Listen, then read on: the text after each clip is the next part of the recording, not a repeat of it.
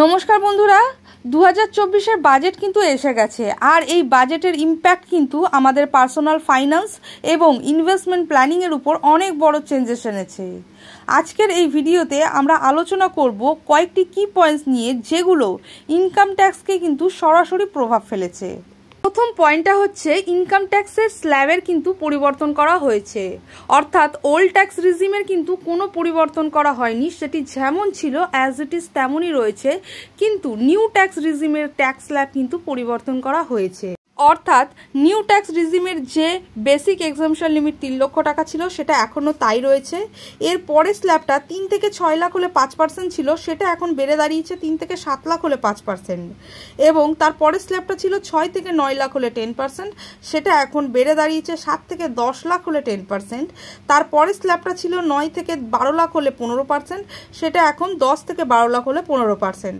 এর পরে স্ল্যাব দুটো অ্যাজ ইট ইজ তেমনই রয়েছে, অর্থাৎ 12 থেকে 15 লাখ হলে 20% এবং অ্যাবভ 15 লাখ হলে 30%, যেটা অ্যাজ ইট ইজ রয়ে গেছে।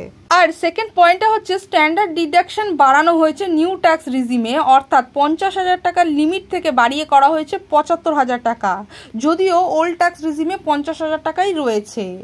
অর্থাৎ কোনো স্যালারিড পার্সন বা পেনশনার যদি ইয়ারলি 7.75 লক্ষ টাকা রোজগার করে, তাহলে 75,000 টাকা স্ট্যান্ডার্ড ডিডাকশন পাওয়ার ফলে তাকে কিন্তু কোনো রকম ট্যাক্স পে করতে হচ্ছে না। এরপর নাম্বার 3 হচ্ছে পেনশনের বেসিক এক্সাম্পশন লিমিট কিন্তু বাড়ানো হয়েছে। অর্থাৎ আগে ছিল যে রিবেটটা পেতাম সেটা হচ্ছে 15,000 টাকা, সেটা এখন বাড়িয়ে হয়েছে 25,000 টাকা। অর্থাৎ 1/3 অফ পেনশন আর 25,000 টাকা, এই দুটোর মধ্যে যেটা ছোট হবে সেই এক্সাম্পশন লিমিটটা কিন্তু এখন পাওয়া যাবে। নাম্বার 4 যে সব থেকে বড় চেঞ্জেস আনা হয়েছে সেটা হচ্ছে ক্যাপিটাল গেনের ট্যাক্সের উপরে। অর্থাৎ শর্ট টার্ম ক্যাপিটাল গেনের ট্যাক্সের পরিমাণ 15% থেকে বাড়িয়ে করা হয়েছে 20%, আর লং টার্ম ক্যাপিটাল গেনের ট্যাক্সের পরিমাণ বাড়িয়ে 10% থেকে বাড়িয়ে করা হয়েছে 12.5%। তবে এখানে একটা খুশির খবর রয়েছে যে লং টার্ম ক্যাপিটাল গেনে আমরা আগে যে বেসিক এক্সাম্পশন লিমিট পেতাম 1 লক্ষ টাকা, সেটা এখন বেড়ে দাঁড়িয়েছে 1,25,000 টাকা।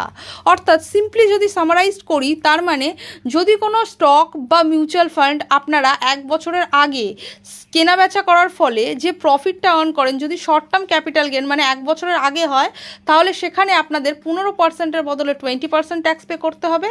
আর যদি 1 বছরের পরে মানে লং টার্ম বেসিসে যদি আপনারা ক্যাপিটাল গেন আর্ন করে থাকেন, তাহলে 1 লক্ষ টাকার যে প্রফিটটা আপনাদেরকে বেসিক এক্সাম্পশন লিমিট ছাড় দেওয়া হতো, সেইটা এখন 1,25,000 টাকা ছাড় দেবে। তারপরে যে প্রফিটটা থাকবে তার উপরে 12.5% ট্যাক্স পে করতে হবে।